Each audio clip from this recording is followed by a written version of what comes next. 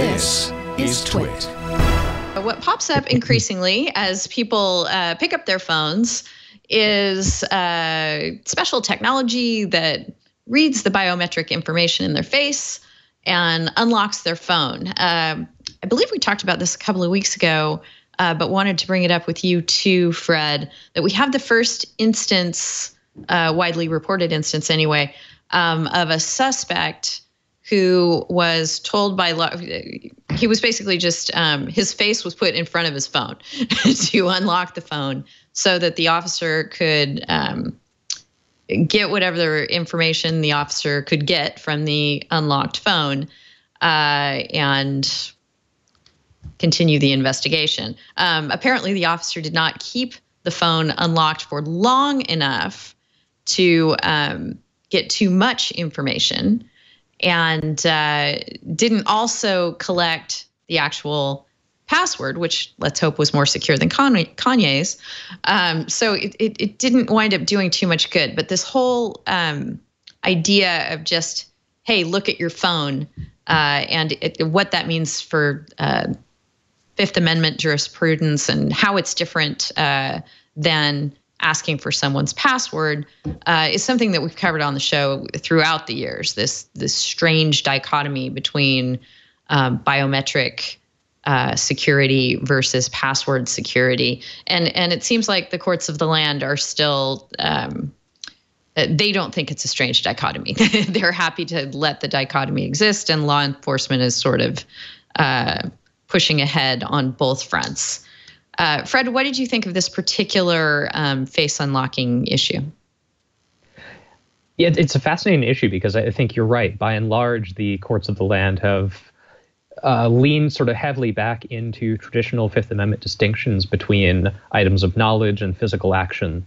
And, to briefly law-splain on that, it's the idea that the password that I have memorized, I cannot be forced to divulge that because that's testimonial. But, the fingerprint that the police tell me to put on my phone, that's a physical act and thus non-testimonial. I'm aware of, I think it was one case in Illinois, I want to say, where a magistrate judge found otherwise on a motion to suppress that came before them and said, I don't remember off the top of my head what the exact sort of detailed reasoning on the case was, but said, Face ID style unlocking should get the same kind of Fifth Amendment protection because it's revealing or requiring sort of the same concept of security that a password does. And it was appealed up to the district judge. The district judge overturned it on the kind of typical legal reasoning that we've seen elsewhere of, no, that's a physical act and just fine. And I think it's an interesting point of tension between sort of conceptually what we think of the Fifth Amendment protecting and or the Fourth Amendment protecting and the actual mechanics of that law. And I think that's what I find fascinating about it is it's kind of mismatched because the technology all of a sudden works in a way that the people writing these laws and even writing these cases, 2 decades ago weren't even thinking about. Right. And I think the people making the technology aren't thinking about the ramifications, that Apple's not sitting there designing the iPhone 10 or other phone makers that also have this technology. They're not thinking, oh, well, we're going to have to build in some way to turn this off so that people can protect absolutely under the uncertain law that we have in the land, their Fifth Amendment rights. It probably occurs to nobody during the design and production of these devices. Matt, what do you think? Yeah, so I think that there's two really interesting things here. Is that in another one of our articles that we were looking at if the if the facial recognition not just happened once, but if it happened repeatedly. So they were in that instance, it was looking at how many times you have to not have the facial recognition work to then have the password not work. But if you had a continuous facial recognition that was continually unlocking it, I think that you would get into more interesting cases rather than just a singular look. Your physical attributes, whether it's your biometrics in your thumbs or whether it's your face biometrics, hasn't been considered a Fifth Amendment problem. But I think it would be more interesting, for instance, if you had a case where you where if your eyes were closed, then it would lock your computer or lock your phone. So then in that instance, the police officer would have to hold the phone up to your face, and you would have to keep your eyes open. I think that would draw a compelled sort of instance. I think the court would have a hard time to do that.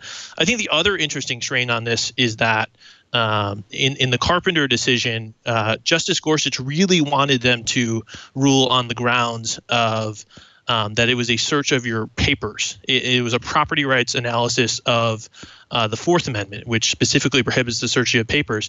And I think that at least for his analysis and perhaps Kavanaugh's analysis in that realm, you're going to get into the case where how isn't your search of your phone to search of your papers, and it's a property rights violation? And I think that's another interesting way to draw this line. But I think, I think that, as these gets better, I think Apple will be thinking about how do we make this a violation. And I think a continuous authentication, every 15 seconds or every 30 seconds you have to look at your face, I think that poses a much, much more difficult hypothetical for the police.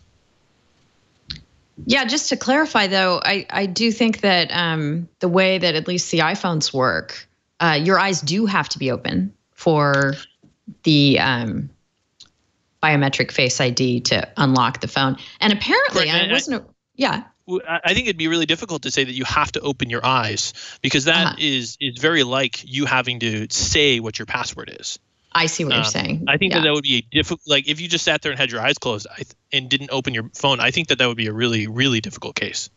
Again, the number of people who would get, that's what they needed to do is probably very small and probably pretty hardened, that they're thinking that far ahead that should this ever happen to interrupt my criminal activities, this is what I need to do.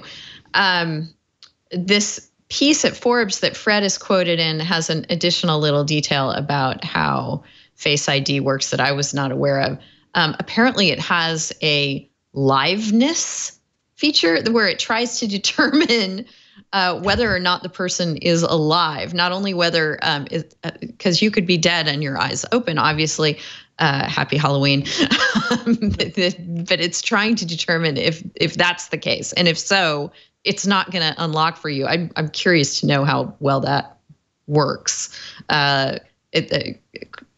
Per Forbes, Apple's tech has liveness detection that attempts to determine if the visage looking at the device is alive. Again, we could spend all day, I think, talking about the rights of the dead, which are not many, but we're not going to do that today. Stefan? I think this, to a layperson listening to this conversation, and I think it must be incredible for them to think that what hangs in the balance of the Fifth Amendment rights that you have against self-incrimination with something like a police search of your phone is whether or not the technology requires you to open or close your eyes when you're looking at your phone. I mean, just take a step back for a second, take off your lawyer hat, and think about how absurd that sounds. It's really stunning. But I think, from my perspective, it seems nuts to distinguish inputting a password and using your face on constitutional grounds. I think that's a distinction that is so unwieldy and requires such intellectual hair splitting that I'm not sure how it can be maintained. The thought that a face without speech communicates information that is quasi-testimonial in nature, I think is non-controversial to anybody who's ever had a conversation. Mm-hmm. And for it to have constitutional consequences, whether or not a word is being spoken, to me just is so bizarre that I actually do find this fascinating and a little bit, it's a good entryway, I think, for this discussion for people who aren't necessarily lawyers to kind of understand just how difficult some of these decisions can be on a constitutional level. So, my own view, not necessarily informed by a deep analysis of the constitutional principles, but just basic common sense, is that non-speech communication can be testimonial in nature, depending on the context. And in this particular context, when it's being used to unlock a phone, and it has no